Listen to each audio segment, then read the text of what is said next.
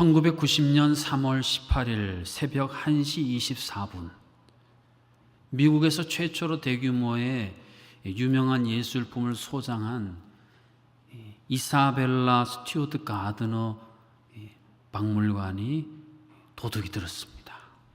경찰로 변장을 해서 경비병들을 제압하고 거기서 13점이나 되는 어마어마한 유명한 예술품들을 훔쳐갔습니다. 그런데 그 예술품 중에 하나가 바로 유명한 신앙인인 화가인 렘브란트의 작품입니다. 지금 가보시면 없어요. 이것만 있어요. 이거 텅 빈 액자. 렘브란트의 그림이 돌아오기를 지금도 학수고대하고 있습니다. 그러면 도난 당하기 전에 이곳에 비치되어 있던 렘브란트의 유명한 그림은 무엇인가? 바로 이 그림입니다. 갈릴리 바다의 폭풍. 그런데 이 그림이 갖고 있는 특징 가운데 하나는 이 그림 안에 렘브란트가 자신을 그려 넣었다는 것입니다. 한 손으로는 줄을 잡고 한 손으로는 바람에 모자가 휘날리지 않도록 모자를 붙들고 있는 렘브란트. 그의 시선이 주는 메시지가 있답니다. 내가 이 폭풍이 몰아치는 바다에 빠져 죽을 것인지, 아니면 하나님의 아들 예수 그리스도를 통해 구원받을 것인지, 내가 어디에 내 시선을 맞출 것인가, 그것이 이 그림 안에 렘브란트가 자신을 그려 넣었던 그 중요한 의도요 목적이라는 겁니다. 지금 이 그림이 어느 곳에 잘 보관되어 있는지 알 수는 없지만 누구든지 이 그림을 보는 사람들은 그 렘브란트의 시선, 그 의미를, 메시지를 알게 될 것이다. 이게 렘브란트는 바람 속에 있다라는 책에 나온 설명입니다. 그냥 갈릴리 바다의 폭풍 그림이네 이러고 넘어갈 뻔했는데 그 자세하게 설명을 해주니까 아하, 그 속에 렘브란트가 있었구나. 이 그림이 주는 감동과 의미는 이런 것이구나 하고 제가 탁 알게 된 거 아니겠습니까? 오늘 본문에 나오는 야곱이 그랬습니다. 자신의 무릎을 탁 치면서 아우, 이걸 내가 몰랐네. 이렇게 소중한 것을 내가 모르고 살았네. 이제야 알았네. 어떤 걸 알았다는 겁니까? 오늘 본문 창세기 28장 16절 말씀을 보십시오. 야곱이 잠이 깨어 이르되 여호와께서 과연 여기 계시거늘 내가 알지 못하였도다. 내가 몰랐다가 알게 된 중요한 사실은 바로 과연 여기 계시거늘 이라는 이 고백에 담겨 있어요. 지금 이곳에 확실히 그 실체가 존재하고 계시다, 그런 고백입니다. 누구를 향한 고백입니까? 여호와 하나님.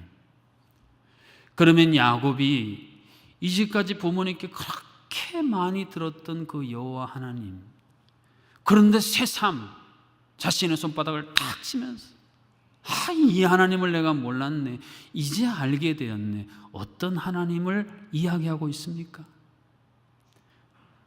먼저 본문 13절 중반절에 나는 여호와니 너의 조부 아브라함의 하나님이요.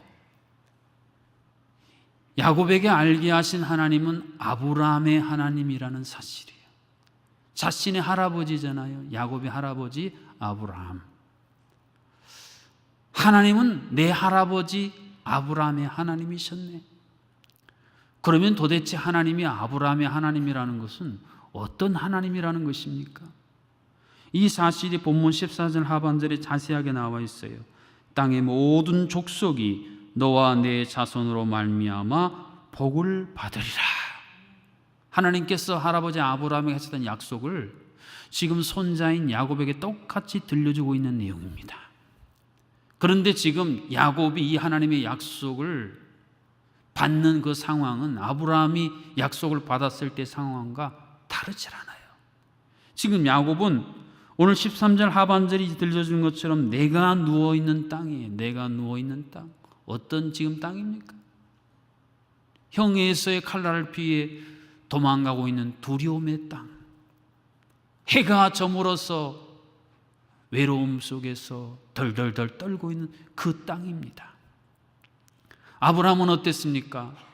나이가 오래도록 자녀를 출생하지 못해서 두려움과 외로움 속에서 똑같이 덜덜덜 떨고 있었던 그 아브라함에게 하나님이 나타나셔서 떨지 마, 두려워하지 마, 내가 약속했지 않냐?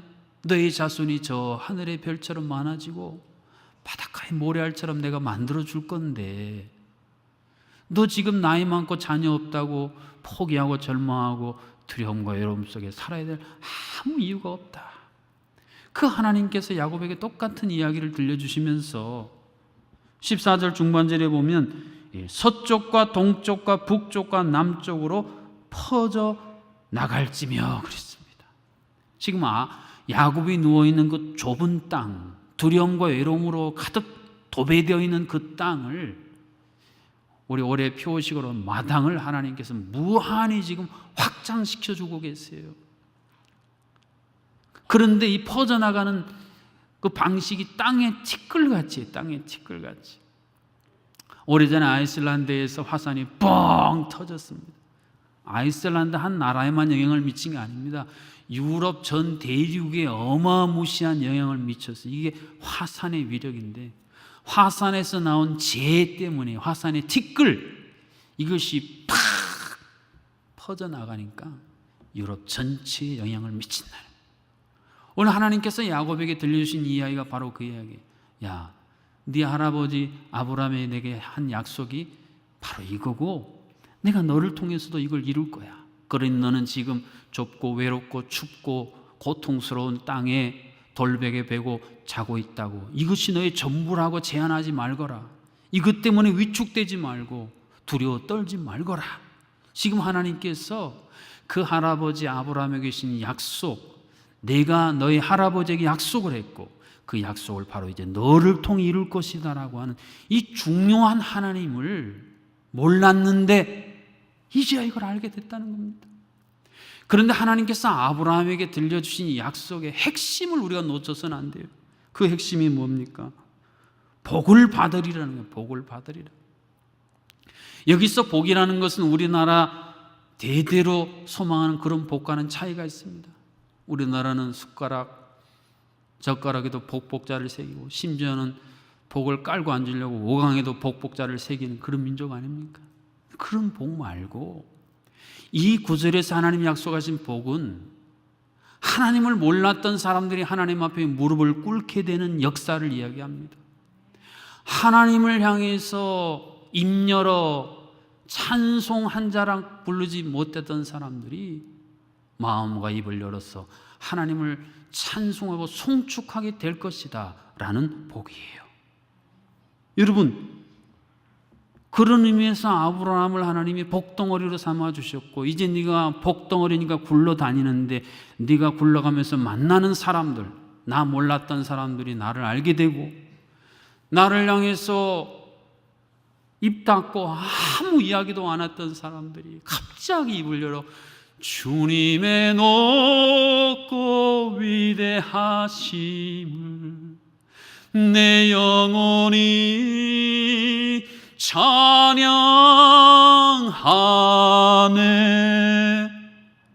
그런 소리를 들을 기분 어떤지 한번 상상해봐라. 이야, 나 때문에 하나님을 몰랐던 사람들이 하나님을 알게 되고 나를 통해 하나님을 향해 찬송하지 못하고 예배하지 못했던 사람들이 하나님을 향해 위대한 감사의 찬양을 하게 만드는 그 사람들, 그들은 내가 하늘의 별과 같이 빛나게 하리라. 여러분 도대체 어떤 복을 원하십니까? 어떤 복을 여러분 자손에게 후손에게 물려주길 원하세요? 이 땅에 잠시 잠깐 있다 없어지는 그런 복 말고 영원토록 기억될 만한 그런 복. 야곱, 이제 너는 그런 복을 좀 기대하고 그런 복을 누리고 그런 복을 나눌 준비를 하거라. 이 소중한 사실을 야곱이 깨닫고 알게 되어 그로 말미암아 하나님 앞에 다시 담대하게 설 수 있는, 이스라엘 백성들에게 하나님이 주신 복 중의 복이 이것이었습니다. 아브라함, 이삭, 야곱이 잘 내려왔는데 어느 순간부터 이것에 대해 무지하기를 시작했어요. 그것이 이스라엘이 바벨론 포로로 끌려가게 된 그 핵심적인 원인 가운데 하나였습니다. 내가 왜 이 땅에 존재하는지, 존재의 목적을 모르고 그 의미를 모르고 살아가니 하나님께서 그 의미와 목적을 다시 환기시키려고 위해서 강한 충격을 줄 수밖에 없었습니다. 오늘 우리는 어떻습니까? 아브라함의 영적인 자손인 이 시대의 성도인 교회인 우리도 마찬가지 아니겠습니까? 내가 왜 하루하루를 살아가는지 그 존재의 의미와 목적도 모른 채로 무지한 채로 살아간다면 그건 아니라는 거예요. 하나님께서 나를 창조하시고 예수 그리스도를 통해 구원하여 주시고 보혜사 성령님을 우리 안에 내주하시게 하신 이 하나님의 높고 위대하신 계획, 너로 말미암아 천하 만민이 복을 얻으리라. 이 소중한 사실을, 몰랐던 이 사실을 다시 한번 꼭 붙들고 살아가는 올 한 해 될 수 있기를 주님의 이름으로 축복합니다. 또 하나는 13절 중반절에 보니 나는 여호와니 이삭의 하나님이라 그랬어요. 너의 아버지 이삭의 하나님이다. 그렇다면 하나님이 이삭의 하나님이라는 것은 무엇을 의미하는 것일까요? 오늘 본문 15절에 하나님이 자세하게 설명을 해주셨어요. 내가 너와 함께 있어 내가 어디로 가든지 너를 지키며 내가 내게 허락한 것을 다 이루기까지 너를 떠나지 아니하리라. 이것이 하나님께서 이삭의 인생을 통해 이루신 하나님이에요. 이 구절에서 중요한 어구 두 개가 있는데, 함께 있어 허락한 것을 다 이루기까지예요. 그렇다면 하나님께서 어떻게 이삭과 함께 하셨고 어떻게 허락한 것을 이루셨습니까? 오늘 본문보다 앞서 있는 창세기 26장에 자세하게 나와 있습니다. 28절 상반절에 그들이 이르되 여호와께서 너와 함께 계심을 우리가 분명히 보았으므로. 이 말은 누가 한 말이냐면 이삭이 살고 있던 그 지역의 통치자인 아비멜렉이 군대 장관을 대동하고 와서 이삭에게 협상, 계약 맺자고 하면서 했던 말이에요. 야, 내가 보니 하나님이 너와 함께 계심을 우리가 분명히 보았다. 안개 속의 물새처럼 희미하거나 흐릿한 게 아니라 확실하고 선명하고 강력하게 하나님이 너와 함께하는 우리가 봤다. 그러니 너 우리가 괴롭히고 건드렸다가는 큰일 날 거 아니냐. 그러니 평화의 협정을 맺자고 왔다는 말씀이에요. 야곱아, 너희 인생에서도 너희 아버지처럼 아비멜렉같이 너만 괴롭히고 힘들게 하는 사람들 많을 거야. 그래도 염려하지 마라. 내가 너의 아버지 이삭 함께 있어. 이것을 강력하게 보여주어서 보호자가 되고 지키셨던 것처럼 너도 그럴 거야. 오늘 우리가 찬양으로 고백하지 않았습니까? 주 날개 및 내가 편안히 쉬네. 아버지께서 날 지켜주시니 거기서 편안히 쉬리로다. 폭풍이 있느냐 없느냐보다 더 중요한 것은 내가 이 이삭의 하나님, 그 하나님의 날개 아래 거하느냐 거하지 않느냐, 이것이 더 중요한 핵심 열쇠라는 말씀입니다. 또한 허락한 것을 이루신 하나님에 대한 기록이 이어지는 창세기 26장 22절 중반절에 이렇게 기록됐습니다. 이제는 여호와께서 우리를 위하여 넓게 하셨다. 이삭의 목자들이 그곳에 우물을 하나 탁 팠어요. 여러분, 광야 그곳에 우물 하나 판다는 게 얼마나 힘들고 어려운 일입니까? 근데 그것을 그 그랄 지역에 터줏대감 같은 자들이 와서 빼앗는 거예요. 그러면 주고 또 달아내서 또 파는데 또 나오네요. 그럼 또 와서 또 그걸 괴롭히고 뺏고 막 돌로 넣어서 못 쓰게 만들어요. 이렇게 이전해서 르호봇이라는 우물을 팠을 때는 더 이상 그 사람들이 괴롭히질 않았어요. 그때의 르호봇이라고 이름했는데 이게 하나님께서 우리를 위해 넓게 하셨다 그런 의미예요. 여러분 놀랍지 않습니까? 내가 누워있는 그 좁은 땅, 외롭고 두려운 땅을 하나님이 무한히 그 마당을 확장시키고 대적들이 계속 쫓아와서 괴롭혀서 내 삶의 터전이 위협받는데 이제 하나님이 르호봇 그 마당을 넓게 하여 주셨다는 이 공통적인 고백은 올 한 해 하나님께서 우리에게 주신 마당을 열어가는 성도 교회에 관한 대단한 비전과 그 나침판 같은 소중한 말씀이 아닐 수 없습니다. 야곱 너 앞으로 산전수전 공중전 다 겪을 건데 걱정할 필요 없어. 내가 너를 향한 계획이 있다. 내가 너를 향한 계획을 다 이루기까지 내가 너의 보호자가 되고 지킬 것이니까 전혀 염려하지 말라는 말씀이에요. 사랑하는 성도 여러분, 하나님께서 아브라함, 이삭, 야곱을 향해 계획을 갖고 계신 것처럼 오늘 여러분들을 향해서도 계획을 갖고 계신 하나님이라는 사실을 믿으십니까? 이분은 믿음이 많네. 일부 때는 별로 대답을 못 하시더라고요. 여러분 도대체 믿음이 뭡니까? 뭘 믿으시겠다는 거예요? 하나님이 나를 창조하시고 나를 구속하시고 보혜사 성령님을 내게 보내주셨 목적이 있는 거 하나님의 목적과 계획이 있습니다. 그것이 비록 아직 눈에 확실히 나타나지 않고 그 열매가 아직 안 보여도 하나님이 그 씨앗을 심으셨다면 이미 그 씨앗 안에 모든 것이 다 들어있기 때문에 우리는 그 결과, 그 결실을 미리 아는 자들 아닙니까? 그래서 믿음의 사람들이 고백할 수 있는 거예요. 믿음은 바라는 것들의 실상이고 보지 못하는 것들의 증거니라. 할렐루야. 그래서 지금 좀 우리가 뭐 약하고 뭐가 손에 없고 되는 일이 없어도 믿음의 사람들은 어깨 펴고 고개 들고 당당하게 고백할 수 있는 겁니다. 나는 이 하나님을 믿기 때문에 아브라함의 하나님, 이삭의 하나님, 야곱의 하나님이 내 하나님이기 때문에 나는 그 하나님으로 말미암아 넉넉히 이기느니라. 이게 사도 바울이 한 로마서의 고백이 아니겠습니까? 바다가 잠잠하면 대부분 안전하다고 생각을 해요. 그 바다를 내가 잘 안다고 착각합니다. 잠잠한 잔잔한 바다일 뿐입니다. 그러나 정작 바다의 폭풍이 팍 일게 되면 그제서야 사람들이 그 폭풍 속에 배 위에 있을 때 내가 바다를 너무 몰랐구나 라고 고백한다라는 이야기예요.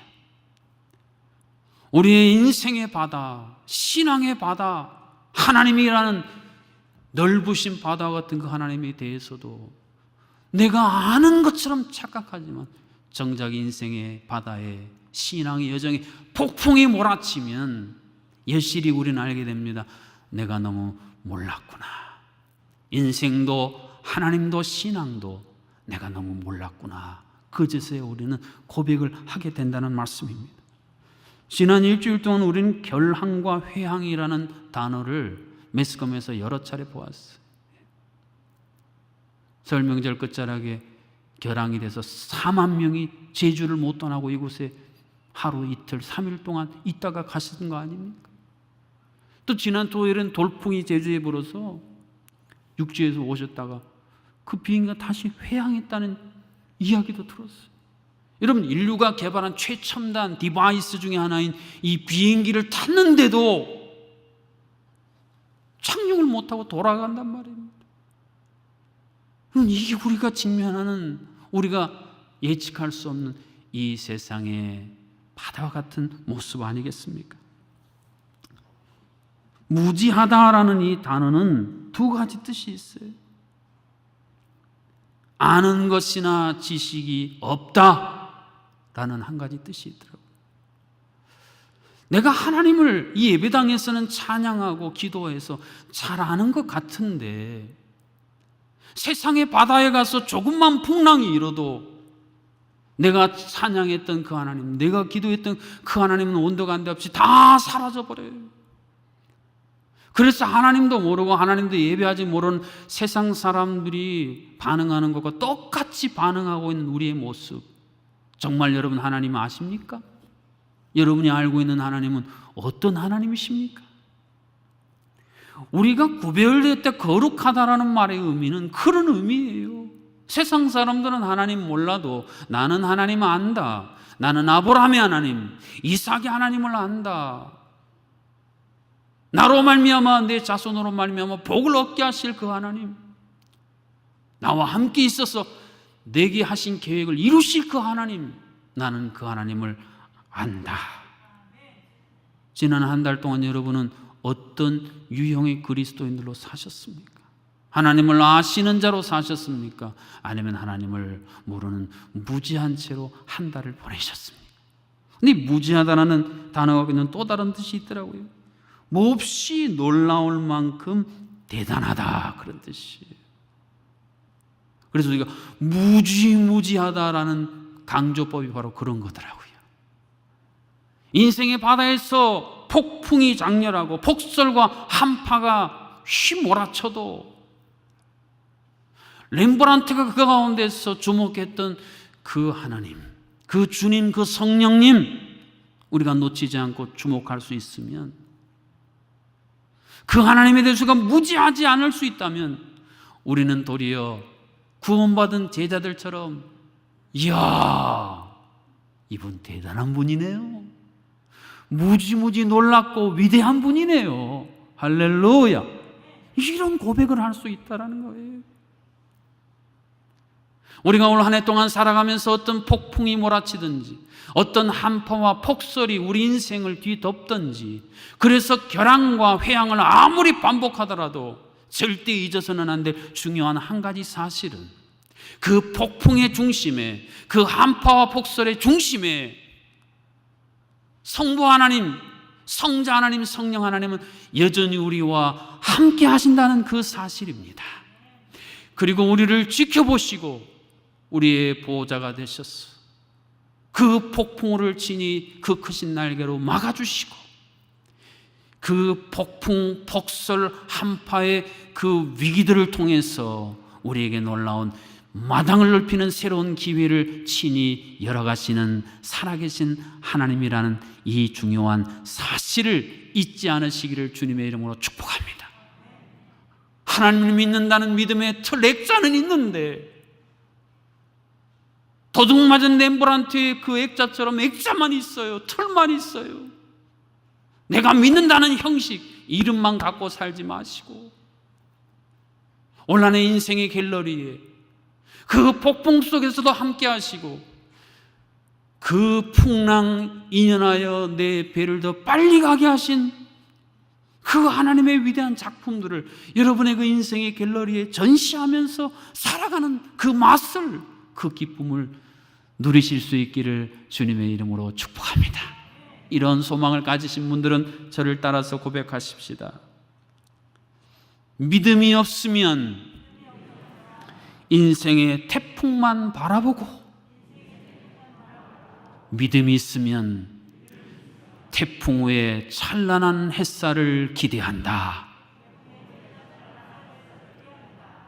세상의 사탄에 빼앗긴 이 위대한 하나님의 작품을 다시 찾아 여러분의 마음, 여러분의 삶, 여러분의 가정과 우리 교회 다시 한번 멋지게 장식하는 그런 은혜가 우리 모두에게 있어지기를 주님의 이름으로 축복합니다.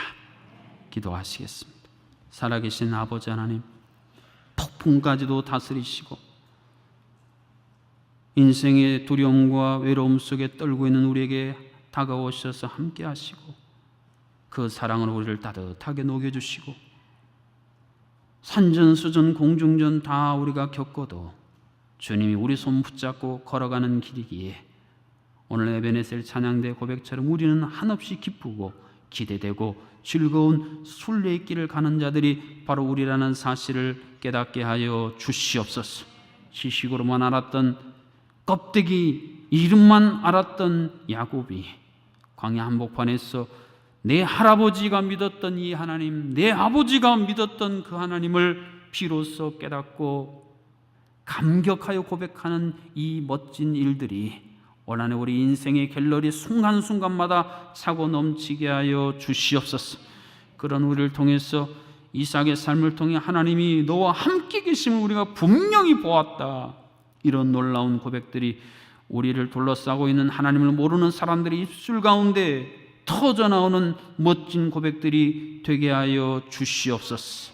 오늘 하루도 다가오는 2월도 남은 올해 모든 시간 여정 가운데에 이 하나님을 향해 우리가 무지무지 놀라고 위대하고 영광스러운 하나님이심을 마음껏 높여드리는 우리 제정락의 모든 성도님들 되게 하여 주시옵소서. 예수님의 이름으로 기도하옵나이다. 아멘.